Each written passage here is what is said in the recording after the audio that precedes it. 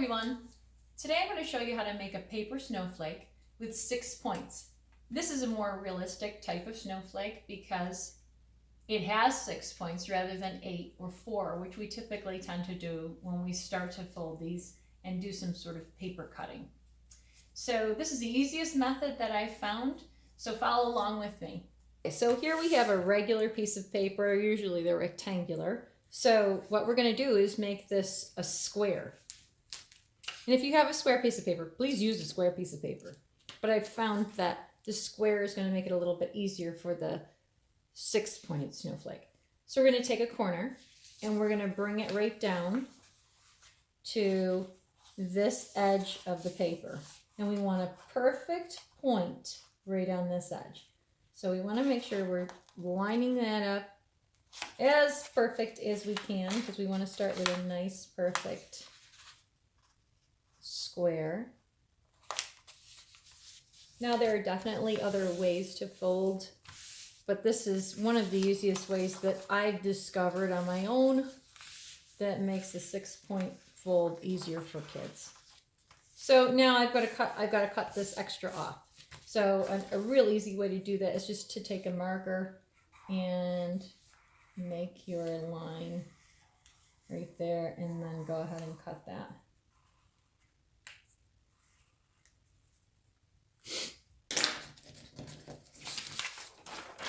So I'm not cutting this extra part of my square there. So now I've got my square and I want to fold it back into the triangle. Make sure your edges are all perfect points. What I mean by that is you don't want your paper to be overlapping where you're seeing some sort of double point like that, okay?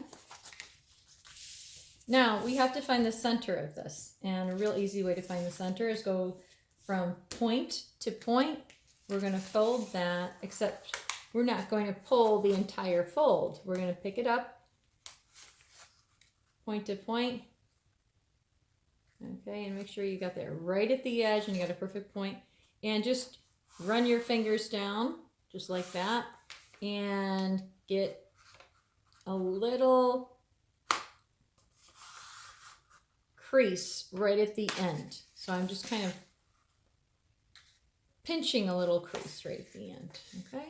So I want to really make sure that that is creased just at the end because this is going to get you confused if you're going to do your 6 points. All right, so now I've got my line right there and I'm going to make this a little darker so I can see that, and that's where your halfway mark is. I'm taking my finger and I'm going to put it on one side of that mark and take my edge here, my folded edge, and I am going to start to bring this down, and I'm going to make this into thirds. So this is the tricky part that we have trouble with, so that's why we do fourths or we do eighths. But this is the easiest way that I found. Now don't crease your fold right there. Okay, now I'm going to see if this area right here, from here to here, looks similar to this area from right here to here. And it looks like I'm a little over, so I'm going to bring that back slightly. So I'm just I'm making sure that this stays on that crease right there. And then again, I'm sort of measuring this. That looks pretty good. So I'm going to bring this over and down. And I want to make like a piece of pizza. So now I want this to be a perfect, again, perfect points are going to make this really, really good. All right. So how you get this to kind of line up? What I'm trying to do is line up this. Now this is already folded and it's already got a crease in it. I want this new crease to match this crease. And I want this unfolded one to match this one. So what I do is I call these little ears. This is like a little ear and this is like a little ear. So if you look at this, I kind of made this into like a little reindeer. And here are my ears. And my folds are lined up perfectly Here's my one fold, and there's my other one, and they line up together, and it looks like the ear just continues to go down. This is when you know that it's not right, when it kind of goes over like that. That's not lining up with this line. Okay, so you want to make sure that it goes right on this line, and both of them are lined up. So my ear just continuously comes down, it goes right into that fold. Okay, so I'm going to do this, and I'm going to kind of move my ears, and this is why having the square seems to be a little easier for me to fold these snowflakes. So you can do this with a circular piece of paper. You definitely can. It just becomes a little harder to do this part. So there we go. I'm going to take this and bring it over a little bit and see if this all lines up. And I want my point to be really nice and pointy down there. Super point. Super point, super point. And then I'm bringing this line straight down with, line it up with that ear. And this ear gets lined up as well. Okay, I'm going to crease that. And if I turn it around, I want to see that that lines right up with that. And this one lines right up with that one. Okay, it's not too bad. So if I open this up, I want to have all these creases line up with each other. So I'm opening it up. This right here should line up with this crease, which that's pretty good. And now if I do this, I can open this up, and now I've got my thirds, 1, 2, 3. That should line up with that crease on that side as well. Okay, that looks pretty good. So I'm going to put this together. And again, I want to make sure that that's a nice point.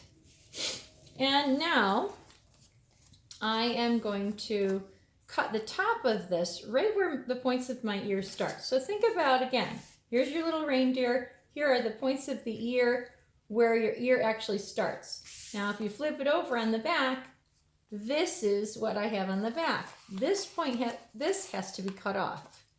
And where the ears start with this piece of paper, we are going to make sure that we cut this right along the edge. We come right back to where the ear starts over here. So that's why I made this mark on this one. Okay, so I'm going to do the same thing on this one. Start here, and this side is very easy to see. You're just going to come along here, and then I look for where that starts, and you can hold it up however you want to do this. And I am just going to mark that like that. Okay.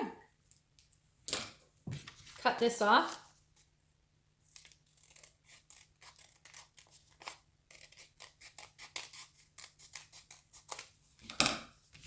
Okay, and now I'm going to open this up just to show you that we've got a pretty good circle going on now.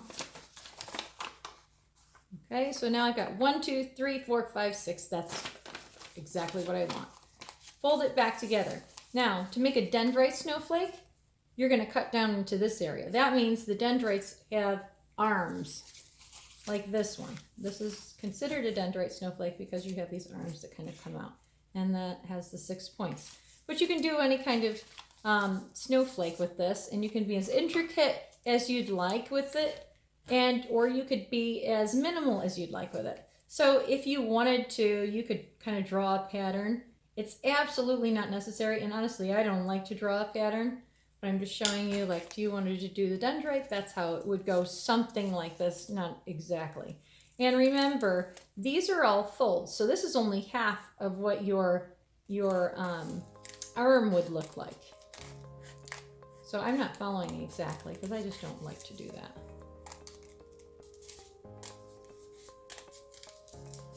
So let's say I've seen a lot of kids that they like to do little hearts on this. So right here, if you cut a little cane, remember, it's got to go in towards that cut. If I opened that up, there's going to be a little heart there. Okay, now one thing you don't want to do is keep cutting so close to each cut that you make on a folded side, or else this will, it'll fall right apart. So I could do any kind of little cuts.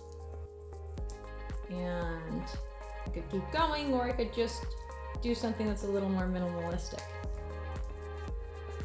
So I'll just do a couple more because I think it's just interesting to see when you open it up what it's going to be like. As always, it's a surprise. So you could do small cuts, you could do large cuts. You just don't want to do too many that are right next to each other on the side.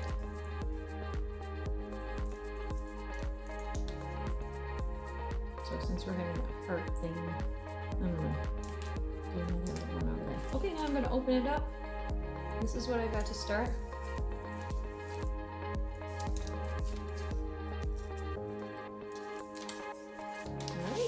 And there's my snowflake that has 6 points. 1, 2, 3, 4, 5, 6. All right. Happy snowflake making. Thanks for watching.